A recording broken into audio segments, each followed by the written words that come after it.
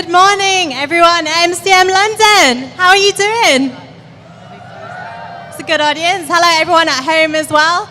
You might know them from Holby City as Bernie Wolf and Serena Campbell, but to their fans, they are known as Barina. Please welcome to our stage Catherine Russell and Jemma Redgrave. Good morning, ladies. It is fantastic to have you here. Thank you. Good morning. Are we on? Yes, we are. Hello. Is this your first Comic-Con? Not for you. I've done a couple here and there for It's Doctor my Who. first time for sure. As Barina, definitely. Yes, definitely as Barina. Yes. Well, we have to talk about that because obviously you guys have great chemistry on screen. Did you guys know each other before working on a Holby? We knew of each other, but we didn't know each other, so we'd never actually met. We hadn't met. No, until I was cast, and we did a sort of test scene. Oh yes, I'd forgotten that. Just the two of us with a director and some random person holding a camera, a test scene in a bar. But it was quite a long scene, I seem to remember. It was a really long scene. It was about 8 pages, which was a bit of a nightmare for you because you were learning 8 pages on top of whatever you were learning that week. It was... Yeah, but it was and a good opportunity. You learned it opportunity. better than I did, which was... But it was a good opportunity to meet each other for the first time, so that when we did meet proper, we had actually spent some time doing a scene that nobody will ever see. Yes. Was there a Barina scene at all? It's a funny thing, this Barina thing, because it's something that happened that came out of a relationship that evolved on screen. So there was no such thing until it became a thing in social media.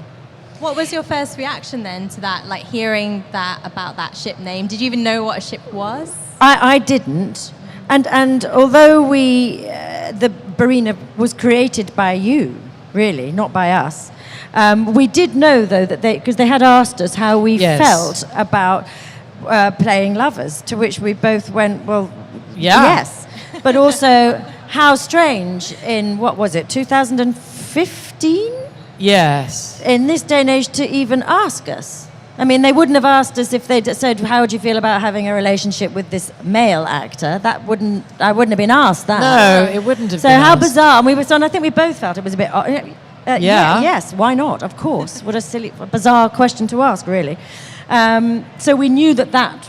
So that was why I think it was such a lovely slow burn to play, wasn't it? Yes, it was. It was. They really took their time about establishing the relationship, and that doesn't often happen. Relationships often get. They want to establish the relationship very early on, but they didn't with us. They allowed the friendship to occur, and it was wonderful because we found a way to sort of create a friendship together on and off screen, and I think the playing of it sort of, well, you say. Well, I just think it was great because we knew that this relationship was being built to eventually. It wasn't actually scripted, so there was no all those lingering looks in bars and sort of elbows touching was us. It wasn't scripted, it wasn't in there, but it was very useful to know that that's where we were eventually supposed to be going. So we could play the flirtation and the friendship and the eventual falling in love outside of any dialogue, outside of any scripted words, which is really unusual. Which for an actor is what you want. I mean, it's like the most. Yeah, it means that you have room to really play and to be creative and to invent. So it was a real gift. Well, I mean, you guys are great together, and it's great to see that develop between you on screen. Fans are obviously desperate to find out, will there be any more Barina scenes between you guys on? We wish we could say. Unfortunately, we don't write it. Sometimes we do. No, we don't write it.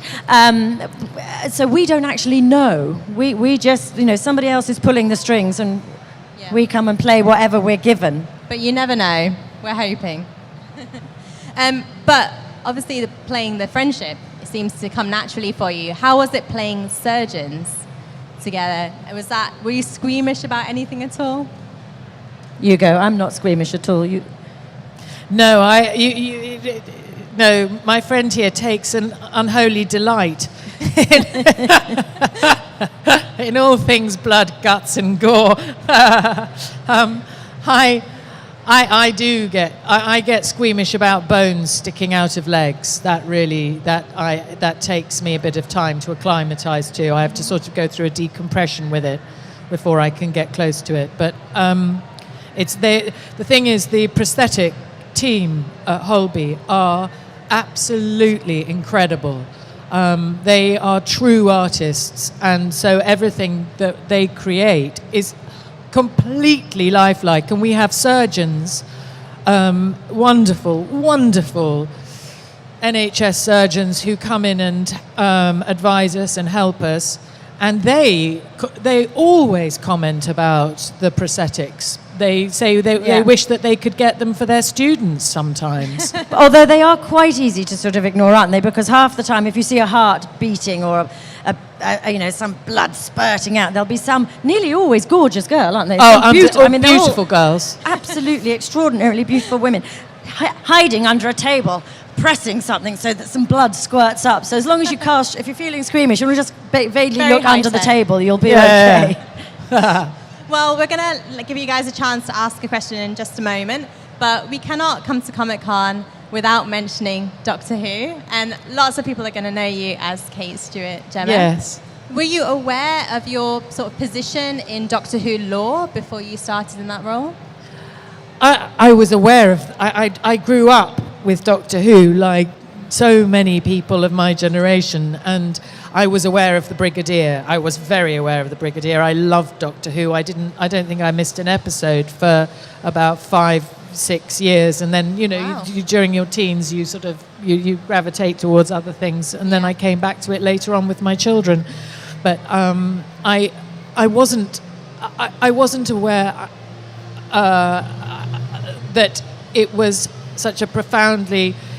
I had no idea about this community when I started, and it's been the most wonderful thing to be taken to the hearts of people who feel that they are invested in this story, in this history. And I think I owe a huge debt to Nicholas Courtney, because the affection and esteem that Nicholas Courtney is held in has sort of spilled over to me. The kindness of people taking me to their hearts as well has been really lovely. And did you meet Nicholas Courtney? No, I didn't meet Nick Courtney. I wish I had. Well, we know that there's a lot of love for you here at Comic-Con, so if you guys want to stick your hands up in the air, don't be shy, and we'll come to you if you have a question. Hello. Hi. Hello. I'm the weird one with the tattoos. Yes.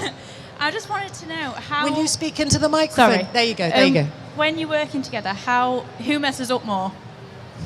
Who messes up more? Or who blunders, or who laughs, or... Easy. Quick question. Next.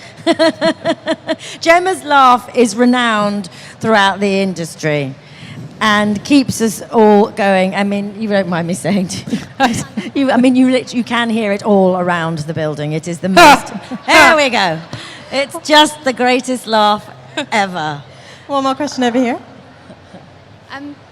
What was your favourite scene to film together? I don't know what our favourite scene was, but what you feel, but probably the one that springs to mind is, for what you saw, was the first kiss. Actually, in terms of filming, it was the second time we filmed a kiss. But it was an extraordinary day, because it was the day of the Brexit result. And so we were both, and it was right at the end of the day, and we'd spent a lot of the day sobbing in each other's arms and being really, really very angry and upset about it, and still are. But that scene was right at the end of the day, and we were both just sat down, weren't we? We sat on the floor, and we were working with a director who's directors each director has a different approach, and some have meticulously planned their shots and don't deviate, and some are more improvisational. And luckily we were working with a very improvisational director who saw us sitting on the floor rehearsing the scene and said, "Stay there," and found a really lovely way to shoot it. And it was the most relaxed I think I've ever been, and in terms of playing a love scene, and I yes, it was a memorable day for many reasons, and some of them it's still very hard to deal with, but it made that scene bizarrely easier to play because it was a very heightened and exhausting and upset sort of a scene, even though it ended up being a love scene. So it spilled into the scene. So that would be the one I would remember most, I think. Strength of emotion. Fantastic. Well, we have a Twitter TARDIS full of questions from your fans on Twitter. We don't have that much time, but if you want to open the lid and read it out. Okay. It feels like a school fate raffle. Okay. I'm gonna need my glasses for this. We should call it Tombola TARDIS, maybe. It's very, very tiny writing. Okay. For both, if you could pick your character's favourite outfit, what would it be and why? Your scrubs. No, I hate my fucking scrubs.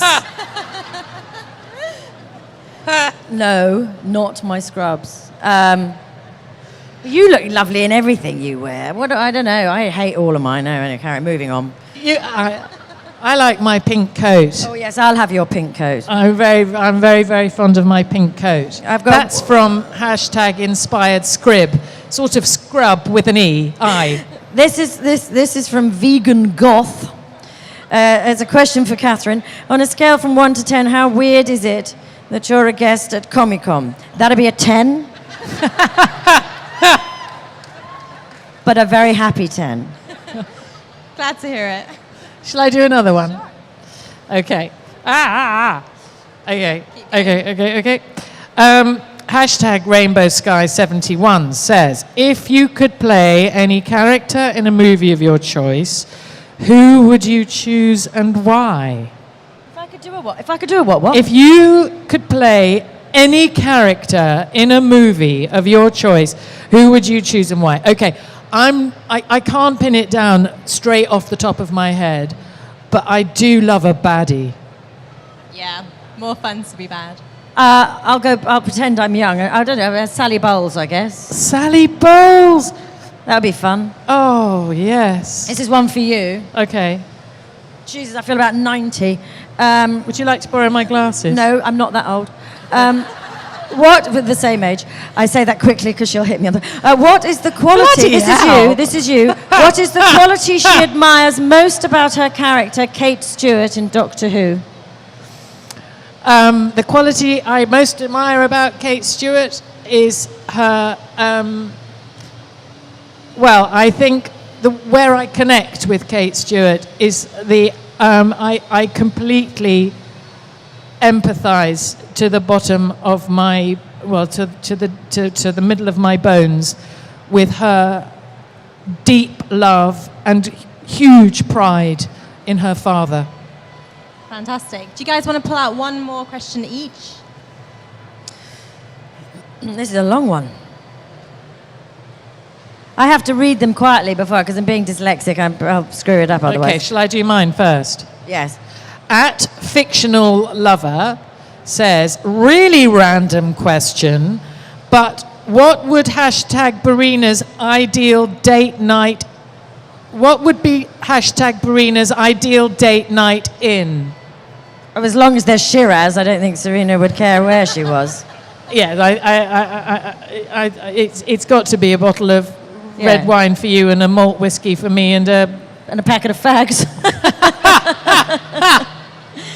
Here's one. Oh, it's for me. You have such a huge range of fans, Barina or purely just Catherine fans, who love all aspects of your career. Feels very weird reading this out. How does it feel to know you're adored by so many and created so many friendships. Will you also be doing more productions in the future? Well, the bit that I can answer about that is the friendship thing. We are incredibly pleased and proud about that the Barina fandom has sort of gone beyond Holby and is a community in its own right.